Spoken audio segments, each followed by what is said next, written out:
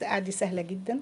قطع البطاطس مكعبات والفلفل مكعبات والبتنجان مكعبات. حمر البطاطس الأول وبعدين الفلفل وبعدين البتنجان، نحطهم في سلطانية كبيرة.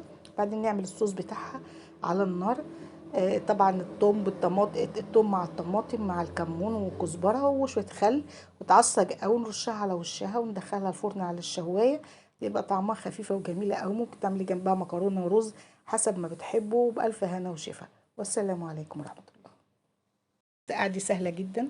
قطع البطاطس مكعبات والفلفل مكعبات والبتنجان مكعبات. حمر البطاطس الأول وبعدين الفلفل وبعدين البتنجان، نحطهم في سلطانية كبيرة.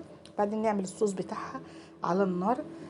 طبعا التوم مع الطماطم مع الكمون والكزبرة وشوية خل وتعصج أوي، نرشها على وشها وندخلها الفرن على الشواية.